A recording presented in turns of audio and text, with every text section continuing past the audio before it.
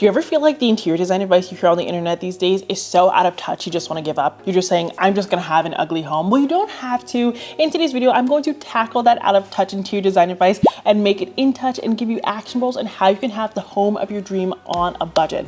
If that seems up your alley, be sure to keep on watching today's video because I'm going to save the best and the funniest ones for last. But let's get into today's video. So coming out at number one, lots of people say that you should replace all of the decor in your home with something that is vintage or something that has a meaning to you. So number one, I wholeheartedly stand 10 toes down on the fact that being sustainable is amazing for the environment. It is amazing for the world. Where we can be sustainable, when we can buy secondhand, when we can use hand-me-downs, we should 100% do that. Don't get me wrong, okay, before you keyboard warriors start typing. Buying vintage is very different from buying from your local thrift shop. We can go thrifting sometimes. I go thrifting sometimes and I have like the absolute best scores. I'll find a really, really great piece that's in great condition. It has tons of history and maybe it'll be $30. But there's sometimes when I find vintage decor and that vintage item is $50,000. Buying vintage is not the same thing as something being super affordable. Vintage can sometimes be a lot more expensive than buying something new. So for that reason, it is out of touch for a lot of people because a lot of people will be like, oh, I'm gonna go vintage shopping. Vintage shopping actually normally means going to an antique store where they have curated antiques for you and they have priced them. They've done the research to make sure that they are kind of recouping and making a profit on what they purchased. So going to the Goodwill or your local thrift store is just not the same thing as going vintage shopping. So while we might find the occasional good thing at our local thrift store and we're being sustainable and we're reusing or we're rehabbing, that's amazing. Love that. But you shouldn't be going there with the exact same expectations as you might have at an antique store. That being said, I think it is completely out of touch to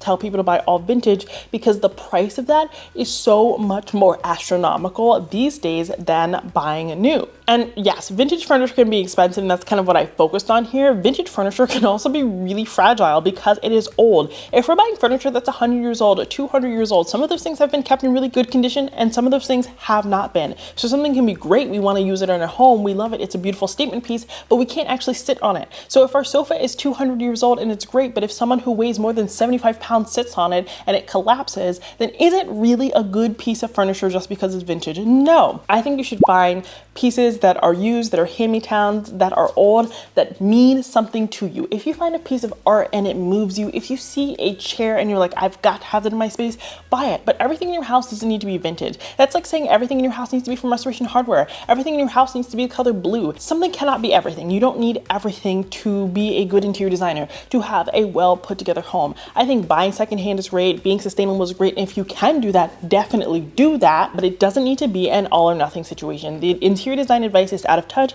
because it's expensive and the items are often fragile. Just think about how much it costs to ship something from France to the United States, especially in today's day and age. It just isn't feasible for like the average American, and that's totally okay. But still keep being sustainable. I'm going to link tons of resources down below where you can shop secondhand, where you can join auctions and all of those things really affordably, so you can still get the mix of old and new without breaking your budget. The next piece of out of touch interior design advice that just grinds my gears is that you should rip out all of your wall-to-wall carpeting and put in hardwood floors. So one, ding, ding, ding, hardwood floors are freaking expensive. So are they going to pay for it? No, they're not. Okay, so they can stop giving the advice. Number two, wall-to-wall carpet. It isn't necessarily the most beautiful thing in the world. I wouldn't choose to have it, okay? But wall-to-wall carpet does serve a purpose. It helps insulate a room. That means it's going to help keep you warm. That means it's going to help keep your heat bill low in the winter. It is going to keep you warm. It is going to help absorb sound. That means if you're screaming at your partner over the latest episode of Love Island, you're not going to wake your kids up. Wall-to-wall carpet does serve a purpose. Also, when you wake up in the morning and no one wants to put their feet on the ice cold floor, I'm just going to tell you that right now. We all want a rug underneath our bed, right? Rugs are really, really expensive. So the wall-to-wall carpet is doing that for you. Now, am I a passionate believer that you should layer a rug on top of the wall-to-wall carpet? Yes. But you know what? That advice isn't as feasible for everyone, which is why I say use accent rugs, use runners, things like that, because rugs can be very expensive. So I don't think you should rip out all of your wall-to-wall carpet. Now, if you have wall-to-wall carpet in your kitchen kitchen, in your dining room, please rip it out, because you're getting food on the floor, there's debris on the floor, there's no way you can get that carpet really nice and clean. But wall-to-wall carpet does serve a function. So I think you should keep it in places like basements, in bedrooms, and in dens. I don't think you really need it anywhere else, but you shouldn't rip it out of those places because it is actually very, very, very useful. And if you're saying, I've got to rip out the wall-to-wall carpet, fine, but you don't necessarily have to use hardwood. Hardwood floors can be very, very expensive. They're also not always kid safe or pet safe because they can really easily scratch them. And then you're like, ugh, that dog, what are you gonna do? Send the dog an invoice? No, you can't do that. You're not gonna work the dog to recoup the funds. Absolutely not, right? So maybe you wanna go with a vinyl flooring, or you wanna go with a veneer or something like that. There are cheaper ways to save money. You can even put down tile. Tile can also be a really great option that does save money depending upon where you live. But don't rip out all those wall-to-wall carpets just because people say that they are dated and out of touch, because they do actually work in many, many parts of the home. The next out of touch interior design advice I can't stand is that you should wallpaper every room. Now, wallpaper has been having a moment for the last 3 years and I like it. I like to use wallpaper in powder rooms, and pretty much powder rooms alone, because wallpaper can be very visually overwhelming, and you need to match colors, you need to match materials, you need to match fabrics, and it can be really, really, really difficult to make that space look perfect. Sometimes you need to take that wallpaper to the hardware store with you and find the perfect paint swatch, and sometimes it still isn't right. It can really be a labor of love, and I think we also experience a lot of design fatigue in this area of social media and Pinterest and things like that. People like to change their homes a lot more. Wallpaper is expensive and patterns go out of style really, really quickly. It is not financially feasible for most people to rip down and put back up wallpaper year after year after year. So while I think you should have some wallpaper in your home, wallpapering every part of your home is really, really expensive in terms of labor and in terms of the actual wallpaper. And I think it's something that becomes dated very, very, very quickly. So reserve things like that for powder rooms, for offices, for rooms that you aren't in constantly, so that you don't experience the same level of design fatigue. Also remember that you can get really creative with paint. You can get the same effect as like a striped wallpaper or a simple pattern wallpaper using paint, and it's much easier to buy new paint. An average gallon of paint is going to cost you under $55, which is, I'm going to tell you, way cheaper than any roll of wallpaper you're going to get from any reputable brand. And it is going to give you the same look. You just need to switch up your sheen and maybe buy some painter's tape and you're going to be good to go. But don't invest in wallpaper in every single room unless you have a very whimsical, maybe maximalist design style. It just doesn't make sense for most people. I'm not saying you need to have an all white home, but again, be a little bit more intentional with where you choose to apply wallpaper. Another great option is just to also go for peel and stick wallpaper. It is removable, and a lot of the times you can reuse it in other spaces. So maybe you'll get tired of it in your living room, you can move it to your powder room, you can move it to your office, maybe you can use it to revamp an old piece of furniture that you found on Facebook Marketplace. You can get more uses out of that, therefore it is a little bit more cost effective. Peel and stick wallpaper also just tends to be a lot cheaper than pasted wallpaper, so that could be a really good option for you long term. Now this one is probably my favorite, and this one really gets my friends in the South going, and rightfully so. Another piece of out of touch interior design advice I hear all the time is to remove your ceiling fans. What? You're telling me you don't want me to have any airflow? Okay, sure, you live in Canada. That's freaking amazing. You live in Banff for like, it doesn't get higher than like 75 degrees. I love that for you. But where I live, it gets 96 degrees and I'm sweating buckets, okay? It's not good. You need to have ceiling fans. You need to have airflow. You especially need to have ceiling fans if you have kids or anything like that. Or if you're just a normal human that doesn't want to live in 95-degree weather. Air conditioning is really, really expensive. It can be a lot more affordable for most people to just run their ceiling fans. Are ceiling fans the most beautiful thing in the world? No. But there are a lot more modern ceiling fans that I think are really great options. There are lots of fandeliers that aren't half bad anymore. I've linked them all down below if you want to check any of them out.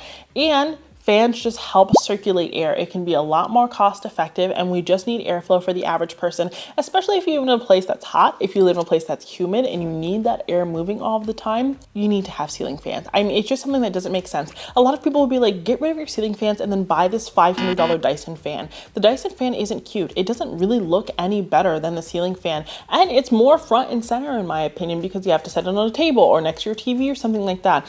At least the ceiling fan's a lot more inconspicuous. You can paint your ceiling ceiling fan to blend in with your ceiling. You can wallpaper your ceiling fan to blend in with that wallpaper. You can add coffered ceilings, right? So that the ceiling fan, again, blends in. I'm just saying different ways for the ceiling fan to blend in. You can paint and upcycle what you already have so that it blends in with the ceiling instead of sticking out like a sore thumb. Ceiling fans just have utility, and a lot of people just need airflow. If you live somewhere that's the same temperature all of the time and the ceiling fan doesn't make sense for you, okay, you can eliminate it, but ceiling fans aren't actually as ugly as those really, really expensive fans that people are saying to put on the ground. If that was a solution that looked better, I'd say, okay, go ahead and do that, but it simply is not. Also, ceiling fans can be helpful not only for making a space cooler, but also for helping to move warm air. So say it's cold, ceiling fans will actually help that hot air rise and push out along your walls and along your floors, therefore helping that heat that you're paying all of that money for actually do its job. It also just has to do with the direction that you have the fan rotating in. So fans are really, really useful for getting the most bang for your buck when it comes to cooling and heating in your home. The next piece of out of touch interior design advice that I see people say all the time is that you should have a beautiful stone in your bathroom. So I redid my own shower and I make decent money, right? And I still was unwilling to pay for marble because it is really, really expensive. Marble also really easily stains. If you have purple shampoo, maybe you have blue shampoo, maybe you like to use fun products in the shower. You deserve to have the shower routine of your dreams, okay? You don't need to be thinking about your stone as you're showering.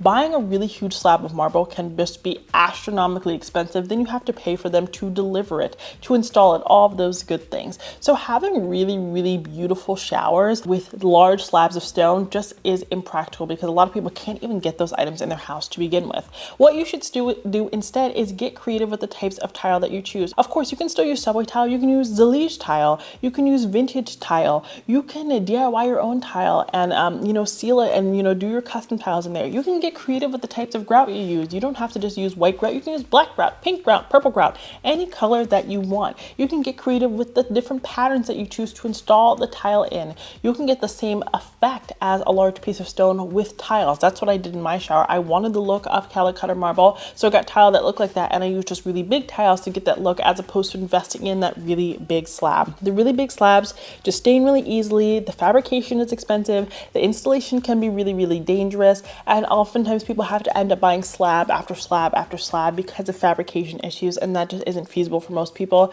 And again, there's another issue with the design fatigue. It's a lot safer just to go with subway tile and install it in like a more fun way. Experiment with a fun color. Green subway tile has been having a moment for the past few years. Beige subway tile has been having a moment. Just have fun with the different ways you can lay it down. I've put some really great options up on the screen, and I promise you're going to get a more elevated bathroom.